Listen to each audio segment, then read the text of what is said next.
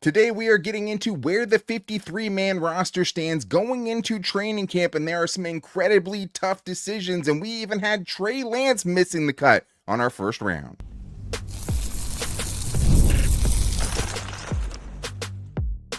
You are Locked On Chargers, your daily podcast on the Los Angeles Chargers. Part of the Locked On Podcast Network, your team every day. What is up, and welcome into the Locked On Chargers podcast. I'm your host, Daniel Wade, joined as always by my co-host, David Droegemeier, and we've been covering the Chargers now for 10 seasons, but this is our 8th year as a host of the Locked On Chargers podcast, bringing you your team every day. Thank you to the everydayers out there for making us your first listen. To make sure that you never miss the show, go subscribe or follow for free on the Locked On Chargers YouTube channel and listen wherever you get your podcast from. David, what do we got today?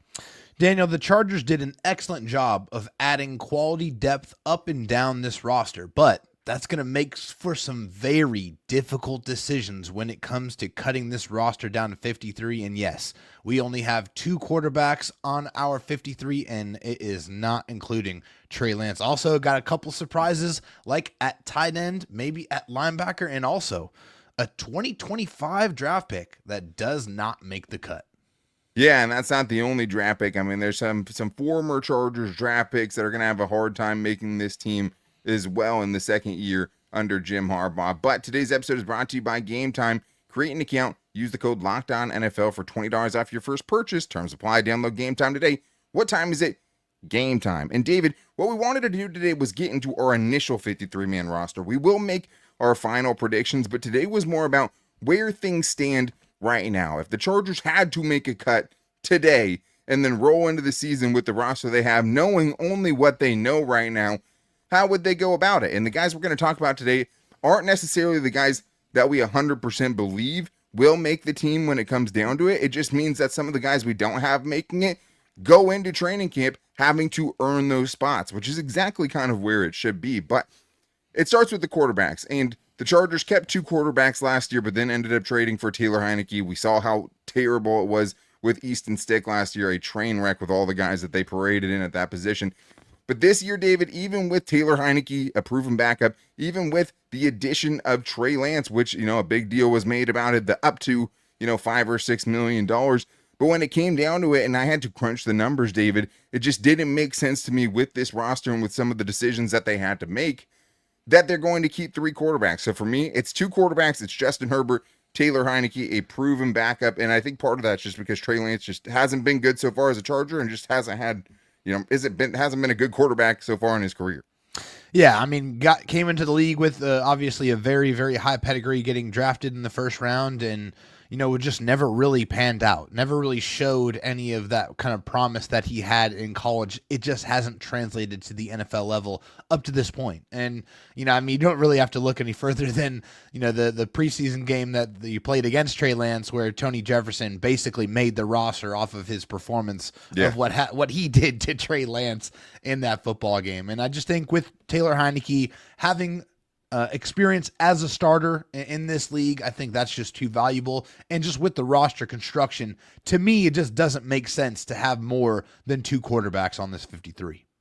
Yeah, and the thing is, the argument for Trey Lance is the money. I mean, they did guarantee him over $1 million. That's not the end-all, be-all. It doesn't guarantee him a roster spot. But to me, I just think if he's not good, then what's the point of using a roster spot on him, even if he could be your emergency 3rd quarterback? Maybe, Daniel Popper said DJ Uiagalelei was out there playing pretty well. Maybe he's a practice squad stash that you could use on some game days if, Herbert's banged up and you're afraid to go in with only 2 quarterbacks. But to me, with some of the decisions you're going to hear us have to make, this was kind of the only way to go about it. But let's get to the running backs, because that is the first kind of this guy or that guy conversation. I ended up with the Chargers keeping 4 running backs, but not including fullbacks in this part. This is just running backs: Najee Harris, Amarion Hampton, Kamani Vidal, Hassan Haskins. So this is the first one here, David, when you're talking about, okay, this is where it stands right now. And I guess the biggest question will be if Rocket Sanders can kind of get his way into the conversation in this position group. Yeah, I had to go back and forth a little bit on this one just because the coaching staff has been raving about Rocket Sanders. And also, Joe Ortiz, just everybody speaking so glowingly about him and what he brings to the table. It's just like, okay, well, it seems to me like they really like this guy. They obviously coveted him.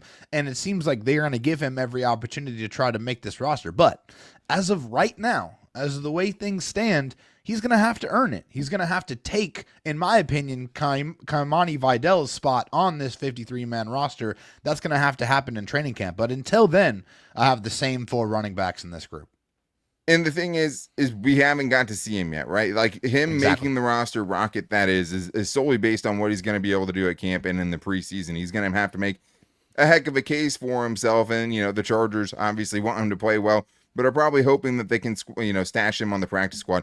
Hassan Haskins is a name, obviously, to watch here, but with the special teams value that he brings, it does feel like more of a Vidal versus Rocket Sanders conversation, and we'll get more into that next week when we get into our training camp battles. But the Ravens did only keep 3 running backs in 2021 and 2022, not including fullbacks. So we've seen it before with Greg Roman and Joe Ortiz. That becomes the next question. Is there a way they only go with 3 running backs? Because they could probably get away with Amarian Hampton, Najee Harris, and Kamani Vidal.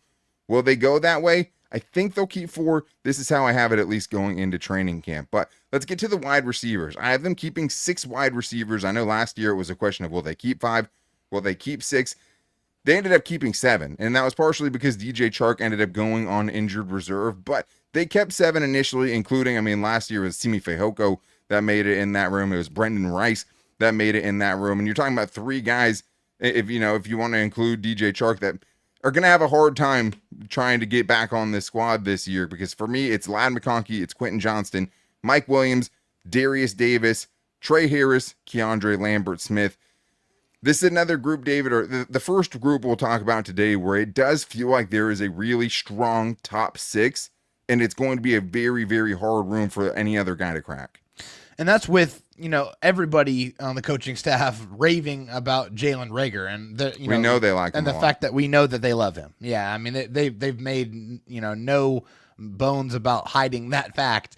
But I just think looking at the way that this wide receiver room is set up and the kind of combination of skill sets, like this is kind of, I think, what they want the room to be. I think, of course, they have Jalen Reagor there as a guy they know, as a guy that they apparently really like, and a guy I think is probably a little bit of an insurance policy, just in case one of these guys, probably one of the draft picks, more likely KLS, in my opinion, a guy who has been on the sideline, hasn't been able to get on the football field as of right now. I think that might be a position right there, a slot of that 6 that you might want to pay attention to a little bit. But right now, I think they're definitely going to give KLS every opportunity to make this squad, and I still have it as such. So I have the same 6 wide receivers. And it's, important to mention the fact that KOS is a guy that they took before Rondé Gadsden. We know how much they like Rondé Gadsden. They took KLS before him, right? They knew what they were doing, and I just don't see them moving on from a 5th-round pick, even doing an initial roster before he's even been able to show anything in training camp or in the preseason yet. If at the end of the day, I still think as much as they like Jalen Reagor, it would still be Keandre Lambert-Smith. So then it becomes, who else could you possibly target as someone to lose their spot? And as much as there is Quentin Johnston hate out there, he's as much of a roster lock. The only bigger roster lock to me on the roster than Quentin Johnston, Ladd McConkey, and probably Trey Harris. Those are probably the only 2 that are And solidified. I know there's a lot of people out there that want to talk about Brendan Rice too and want to see him get his opportunity, but he's another guy in this group to me that really has to fight and earn his spot, especially after how his rookie season went. And we saw the issues there, getting on the field and then not really knowing what's going on. And then the injuries, all of that is kind of contributing to the fact that Brendan Rice is going to have to come in here and absolutely ball out all off season to be able to change the fortunes that seem to be unfolding. Yeah, I know a lot of people want to know about Brendan Rice, and it just feels like right now he's wide receiver 8. Yeah.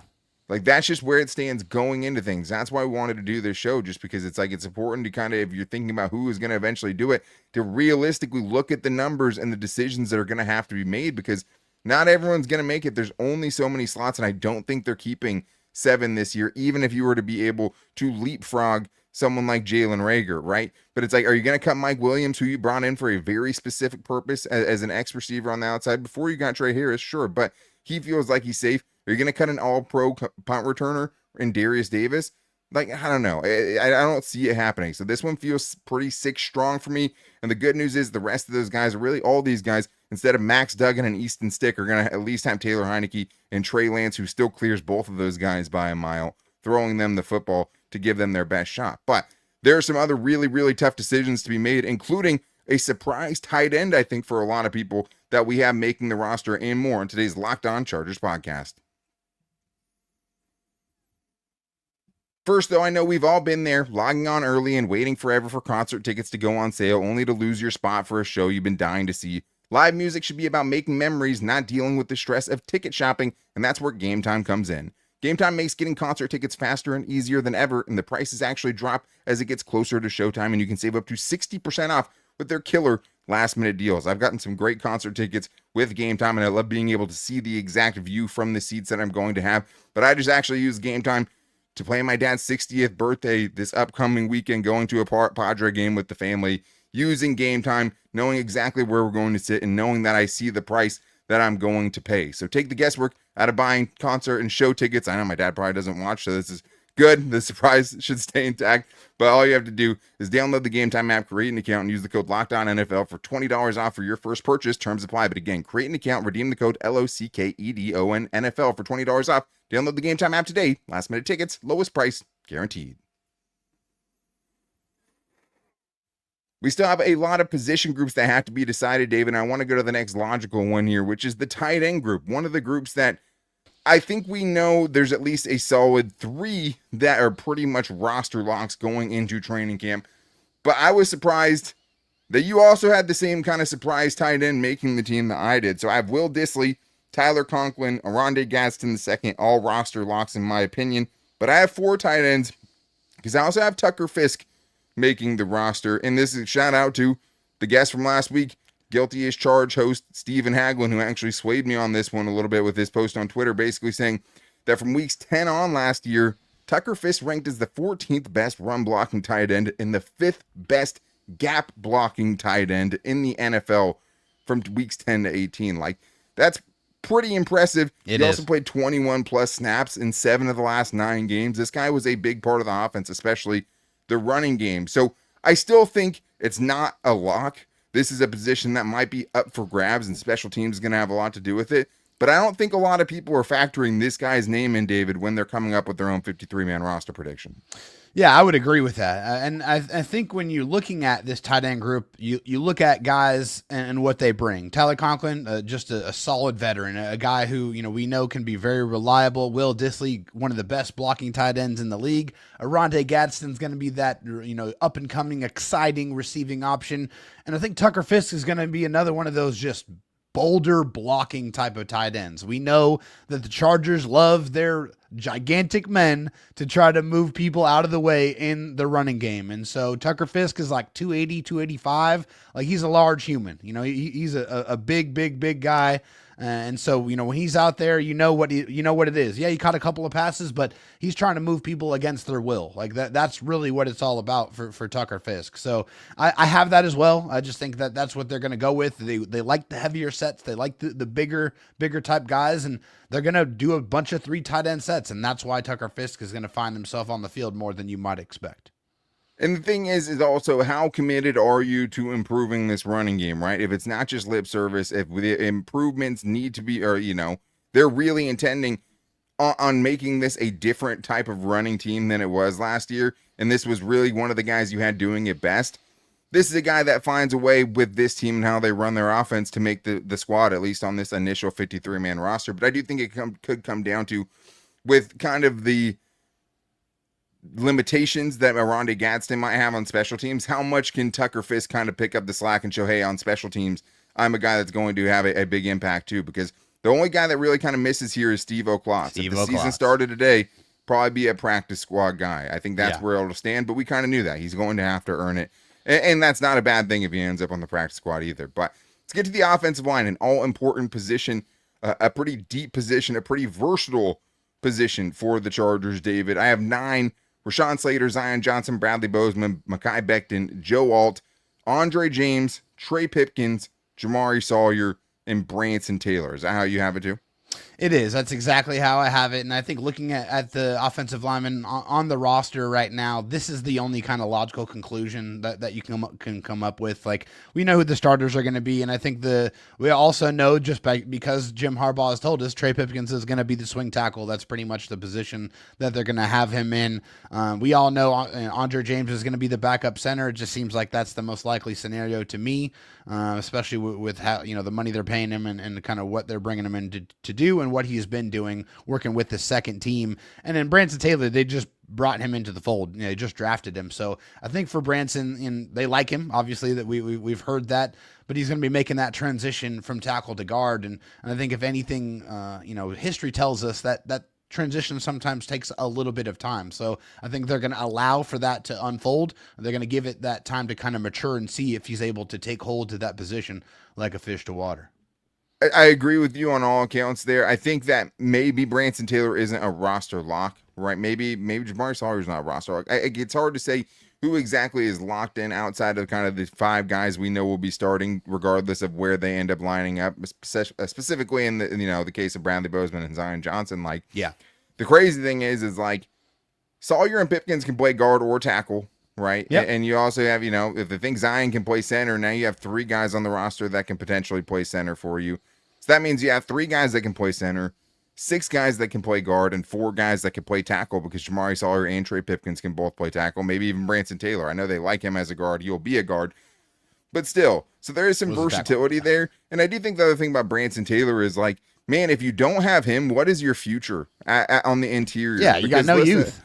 Well, it's just like, dude, look, like, Jamari Sawyer, Zion Johnson, Trey Pipkins, and Andre James are all going to be free agents in 2026. Basically, the only guys without Branson Taylor you have there in 2026 and beyond, or really just 2026, because Bradley Bozeman and Mekhi Becton are both on 2-year contracts, so they'll be going into next year in the last year of their contracts. Like, yeah, where's the young guy? Like, it doesn't exist if you don't have Branson Taylor. So with only Bose and Becton signed, like, even as a 6th-round pick, I don't think it's a lock, but I think it's much more likely than not that this guy finds a way to find his way onto the team. But let's transition over to the defensive line and continue with the drama in the trenches, because David, a former Chargers draft pick, gets cut by me when trying to suss out what this defensive line group is. I have 6 defensive linemen making the roster: Deshaun Hand, Naquan Jones, Tier Tart, Jamari Caldwell, Justin Aboigbe, and Scott Matlock. So the interesting name here that I don't have is Tito Abonia, who I couldn't find a spot for when I went on this list.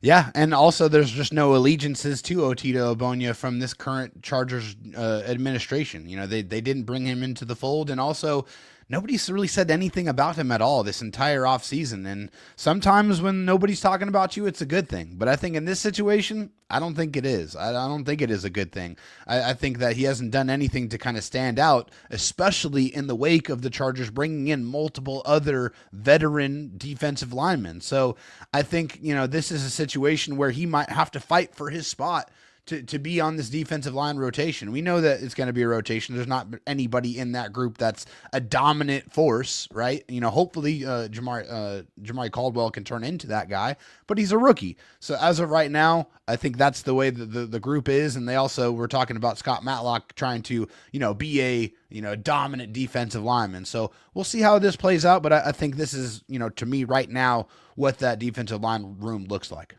I think if it comes down to Tito or Scott Matlock, him being the fullback and playing on special teams, Matlock, that is going to be what gives him the nod. But I just think that they don't necessarily need the size they got with Tito as much now that you have a Naquan Jones, that you have a Deshaun Hand, that you have a Jamari Caldwell. But it is, to me, important to realize that, 2 guys are really big question marks with Jamari Caldwell and Justin Aboigbe in this group, where it feels like it's going to have to be 6 defensive linemen here in a big rotation. But I'd say Deshaun Hand, Tier Tart, Jamari Caldwell, all locks. Justin Aboigbe pretty close behind that, I would say. But between Tito and Scott Matlock, that's interesting. Now, if Scott Matlock isn't bringing you the versatility of also giving you snaps offensively, and he doesn't want to be your fullback, now it becomes a real competition between, whether it's Naquan Jones or Scott Matlock and also Tito Abonia. Maybe that ends up being a different conversation and a more interesting conversation. But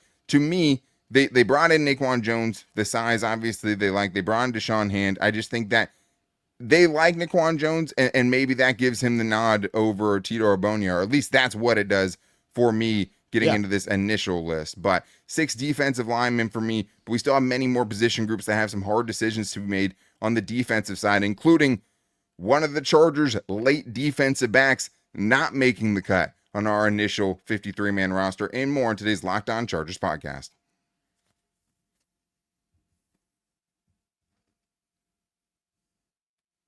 David, we still have more great position talk to get into because they were really, this is one of the toughest 53-man roster predictions I've had to do for sure. I mean, maybe we say that every year, but I think especially now because, knock on wood, obviously, but some injuries are going to make this a much more clear picture at some point and take some of these decisions out of the, won't make them as interesting potentially or make things a little bit more clear.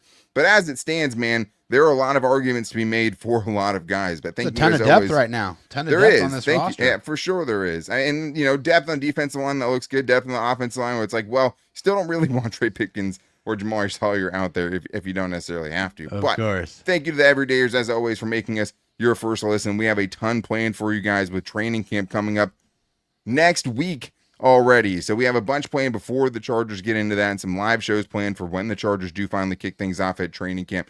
But thank you for making us your first listen. If you need a second listen, make sure to check out the Locked On NFL Scouting Show with all of the moves and everything going on throughout the offseason, covered by our guys Kyle Krabs and Joe Marino, making you the most informed NFL fans this offseason on YouTube and wherever you get your podcasts from. But let's jump into the cornerbacks, David, because this is a room with a ton of guys. And I'm not even going to include Derwin James and the cornerbacks for this conversation.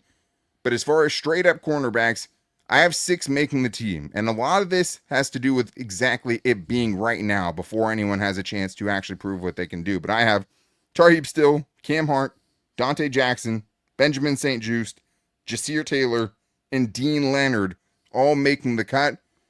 But that leaves one notable player off the list, David. The Chargers' 7th round pick, Triquez Bridges, misses the cut on this initial list. But I do think that kind of fits because he's a guy that's going to have to earn his spot in training camp. And we know, even from this current, regime, being a 7th round pick doesn't mean anything. It doesn't guarantee you a spot on this roster. Ask Cornelius Johnson, right? Exactly. So, and that's a former Michigan player too. I mean, the connection couldn't have been any more strong in that situation. So you're going to have to show up and you're going to have to earn your spot. I think for this position group, I think it came down to who's going to bring some more of that special teams value that we kind of know of right now. And I think that's probably, definitely factored into the decision for me because originally I didn't have Dean Leonard as part of my group. And then I thought about it a little bit and was like, well, he is pretty valuable in that sense in special teams. And, he probably played their best pretty gunner on the outside. Yeah, he's got that real speed that you're looking for, when you're trying to, get down the field and cover those punts and stuff. So, yeah, I have the same 6 guys. A little bit more of a difficult situation, but yeah, Triquez Bridges, just haven't seen anything from him right now. He's going to have to show up in training camp, and he's really going to have to perform well because, there's some talent, there's some length in that room, so he's going to have to get in where he fits in. When I think the big thing that's kind of changed the way we feel about this is just how high this coaching staff has been on Jasir Taylor, another player that they inherited, and someone that they don't have ties to really, but it does feel like it's going to come down to 2 spots having to be won by Jasir Taylor, Dean Leonard, and Triquez Bridges. And 2 of those 3 guys are going to make it, and one of them isn't. Yeah. And whoever can kind of win those jobs as a gunner is going to have a huge leg up in that conversation. And I think the big thing is just for Dean Leonard, he has to stay healthy, man, because there is that's for sure another 4-3 cornerback DB with special teams experience that's going to be coming and looking for a spot and looking at that position in Ryan Ficken to make it happen. But how many safeties did you have? Yeah, so for the safety room here, I had 5 safeties in this room. Of course, it starts with the all-world safety Derwin James at the top of the list. And, of course, you got Elijah Molden on the back end. You got Alohi Gilman. For me, you got the veteran Tony Jefferson, and you got the rookie R.J. Mickens. That's my 5 safeties. I think with this one, Tony Jefferson is a guy who I think was on the bubble last year. But this year, I think after they kind of know what he brings to the table, when they have to put him in, insert him into a situation where they didn't really have anybody else, and he played pretty good football. Now that he has an entire offseason, I think he's a very valuable veteran in that room. And, it's guys that allow you to bring Derwin James closer to the line of scrimmage. That's what you want to have. You're going to have multiple times where you have 3 safeties on the football field. And I think, Alohi Gilman's going to be part of that, but I think Tony Jefferson's going to be a part of that as well.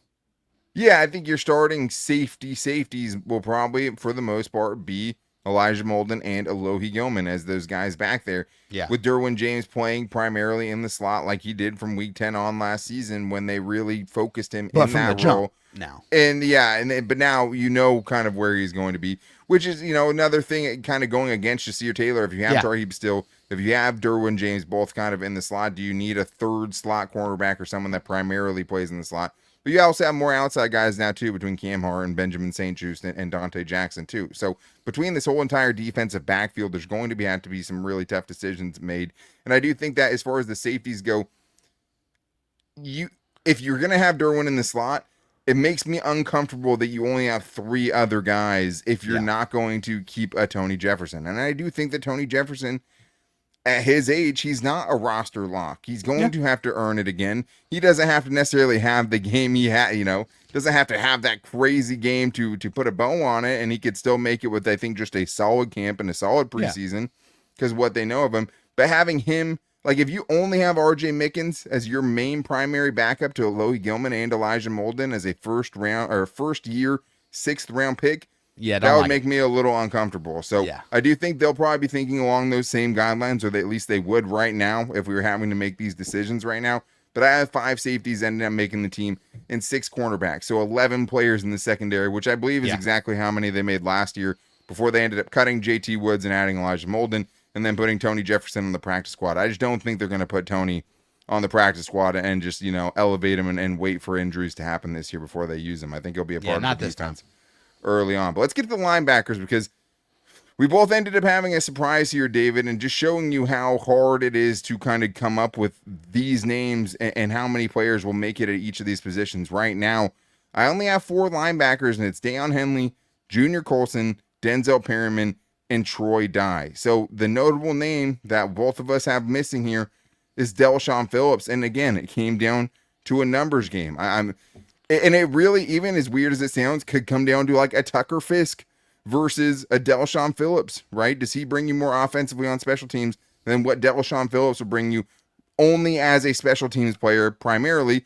But then again, you knew what you wanted when you got him. Like you brought him in to be a special teams ace, so he is going to have a good chance to make this team as well. But this was a hard one. It was, and I think for me, the kind of battle between those, it's really, for me, I think it's RJ Mickens and Del'Shawn Phillips, because both those guys played a ton. Tony Jefferson can probably be thrown in the mix there too. Yeah, no, for sure. I mean, he's definitely part of that conversation, but I think for me, those two are the main sources, because I think primarily coming out, like they're going to be contributing on special teams mostly until they earn those snaps to get on defense. Whereas guys like Tony Jefferson and Denzel Perryman, right, aren't going to be probably playing those special team snaps. But having an RJ Mickens maybe lessens the blow, right? Yeah, for sure. And so I have the same 4 linebackers with Deion and Denzel and Troy and Junior Colson. And I expect Junior Colson to step up this year. Hopefully he's fully healthy and that he can go out there and show what he's capable of doing. Because last year, we didn't get to see it. We didn't get to see the Junior Colson that I think we will eventually see when he's able to go out there, play in the defense he already knows, healthy, play fast, and play physical and free. And I think we're going to see a much different player this season. Because, hey, we all know what we want it to be. We want it to be Deion on one side and Junior Colson on the other. And I think if that happens and they're able to make that work and figure that out, they're going to have 2 of the most athletic linebackers in the NFL.